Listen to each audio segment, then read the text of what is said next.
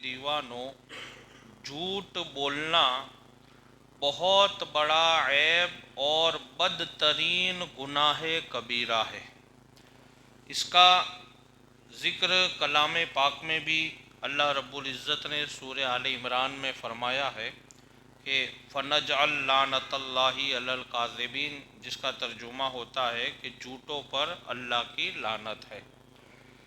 तो उसी के मुतल्लिक आज बयान है कि झूठ बोलना ये बहुत बड़ा ऐब है और बदतरीन गुनाह कबीरा है। हमारे मुआशरे में अनगिनत बुराइयाँ महज झूठ की वजह से परवान चढ़ती है। आज हमारे मुआशरे में, हमारी सोसाइटी में, हमारा समाज हो या हमारा ख़ानदान हो, उसमें बहुत सारी जो बुराइयां पैदा होती है वो सिर्फ़ और सिर्फ झूठ बोलने की वजह से पैदा होती है। क्योंकि झूठ एक ऐसी बदतरीन आदत है, शरीयत ने तो इसको नापसंद किया है और उस पर लानत है कलाम पाक के फरमान के मुताबिक। लेकिन मुआशरे में भी आप कितने भी इज्जतदार है, लेकिन पता चला कि आप झूठ बोलते हैं तो लोग आपसे नफरत करेंगे। झूठ एक ऐसा बदतरीन अमल है कि जिसकी वजह से आपके मुआशरे में आपका कितना भी बड़ा मकाम है वो ख़त्म हो जाएगा। और यहाँ तक कि झूठ आदमी के ऊपर इतनी ज़िल्लत बरसती है कि अगर वो कभी सच बात भी बताएगा ना, एतमाद नहीं करेंगे लोग। और ये सबसे बड़ा झूठ बोलने वाले को जो सबसे बड़ा जो नुकसान है दुनियावी तौर पर वो ये है कि वो उसकी सच बात पर भी लोग एतमाद नहीं करते। तो ये आगे आप समाअत फरमाएं। हमारे मुआशरे में अनगिनत बुराइयाँ सिर्फ झूठ की वजह से परवान चढ़ती है। झूठ बोलना बज़ाहिर एक गुनाह है, लेकिन उससे हज़ारों गुनाह जन्म लेते हैं। क्योंकि एक झूठ है, मिसाल के तौर पर समझाने के लिए, जैसे मैंने कोई गुनाह किया है, अब मैं झूठ बोल रहा हूँ कि देखो मैंने ये नहीं किया है, बराबर। अब उस चीज़ को छुपाने के लिए, मेरे एक झूठ को छुपाने के लिए दूसरे 10 झूठ बोलना ज़रूरी हो जाता है। एक झूठ को छुपाने के लिए 10 झूठ आपको बोलने पड़ेंगे।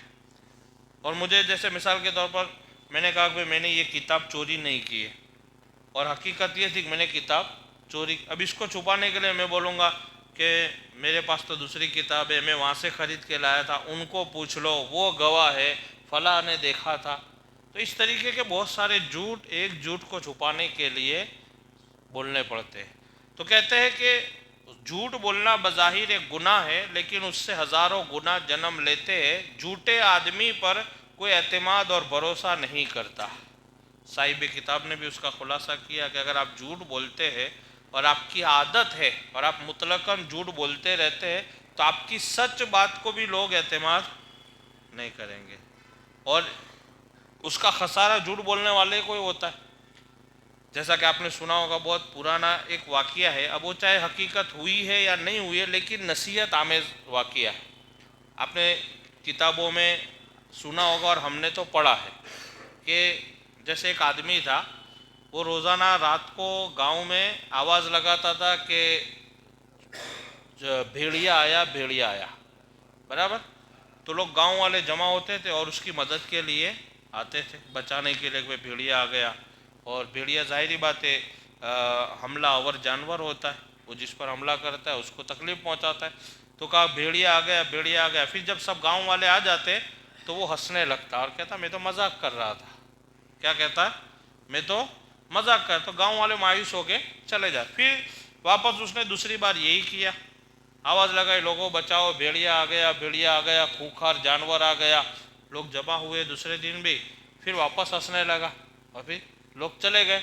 लेकिन एक दिन ऐसा हुआ कि हकीकत में भेड़िया आ गया, हकीकत में भेड़िया आ गया, खूंखार जानवर आ गया। अब उसने लोगों को आवाज़ लगाई, लेकिन लोग क्या सोच रहे कि हो सकता है पहले की तरह मजाक कर रहा हो। तो ये इस तरीके के मामलात कभी कभी होते हैं कि अगर एक आदमी जब बार बार कोई गुनाह करता है और फिर हकीकत में भी अगर वो सही बात पेश करता है तो लोग यही कहेंगे यार इसका तो कोई भरोसा थोड़ी है, तो आज कभी सच बोला है? आज तक कभी आज तक सच बोला है? ये तो हमेशा झूठ बोलता है। तो इसलिए झूठ जो लानत वाली बीमारी है, یعنی آپ کی سچ بات کو بھی لوگ اعتماد نہیں کریں اور آپ پر بھروسہ، آپ کو غیر معتبر کہا جائے گا۔ ٹھیک ہے، آگے سماعت فرمائیں۔ کہتے ہیں جو آدمی جھوٹ بولتا ہے اس پر کوئی اعتماد اور بھروسہ نہیں کرتا اور نہ اس کی کسی بات کا کوئی اعتبار ہوتا ہے۔ جو آدمی جھوٹا ہوتا ہے اس کی سچ بات بھی مشکوک اور مشتبہ ہو جاتی ہے، یعنی لوگ ڈاؤٹ کرتے ہیں۔ جیسے ہوتا ہے لیکن یہ بات آئی تو ہے میرے پاس لیکن انہوں نے کہی یار، وہ آدمی تھوڑا بولنے میں باتوں کا سچ نہیں ہے، وہ جھوٹ کو سچ اور سچ کو جھوٹ کر دیتا ہے۔ اپنی بھاشا میں بولتے ہیں دودھ اور دہی میں پاؤں رکھتا ہے، دودھ اور دہی میں ہاتھ رکھتا ہے، یا دونوں طرف بولتا ہے۔ تو وہ ایسا آدمی، اب اس کی باتوں کا کیا تھوڑا جلدی اعتبار نہیں کر سکتے۔ تو یہ جھوٹ بھی ایک ایسی بیماری ہے۔ غرض کہ جھوٹا آدمی دنیا میں بھی بے اعتبار اور ذلیل ہوتا ہے اور آخرت میں بھی عذاب جہنم کا مستحق ہوتا ہے۔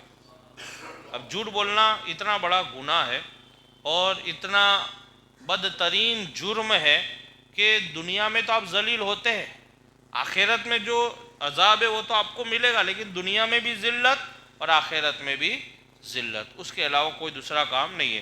جھوٹ کی برائی اور جھوٹ کی مذمت کے لیے یہی کافی ہے کہ قرآن حکیم میں متعدد یعنی بہت ساری جگہوں پر جھوٹوں پر اللہ کی لعنت کا ذکر کیا گیا ہے، جیسا کہ اللہ تعالیٰ کا فرمان عالی شان ہے، فَنَجْعَلْ لَعْنَةَ اللَّهِ عَلَى الْكَاذِبِينَ، جھوٹوں پر اللہ کی لعنت ہے۔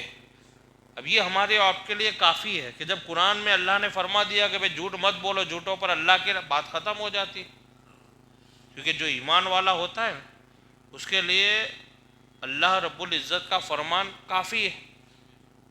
اور اس کو آپ یہ چیز کو اپنے ذہن میں بٹھانے کے لیے کوئی بھی شرعی قانون ہے، اگر ہم کو کرنے کا حکم دیا تو کرے اور منع کیا ہے تو رک جائے۔ اب اس کو بالکل یعنی بحیثیت عمل کے اگر آپ دیکھنا چاہتے ہو تو آپ روزے کو یاد کر لو۔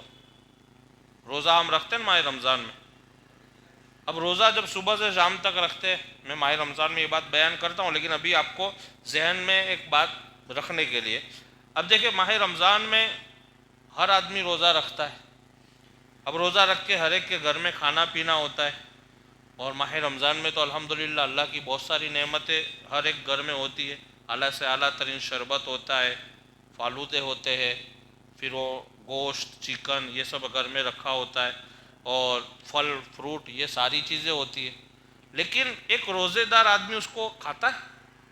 آپ نے دیکھا ہوگا کہ ہر ایک کے گھر میں ہے اور وہ گھر میں آپ کا قبضہ بھی ہے، آپ کو کوئی روک ٹوک بھی نہیں ہے، آپ جب چاہے جو فریج کھول سکتے اور آپ کام سے کھول بھی رہے، آپ کی نظر شربت پہ پڑ بھی رہی ہے، ٹھنڈے ٹھنڈے پانی کو بھی آپ دیکھ رہے ہو، لیکن کوئی روزے دار کو آپ نے دیکھا کہ شربت میں سے ایک انگلی ڈال کے چاٹتا ہو؟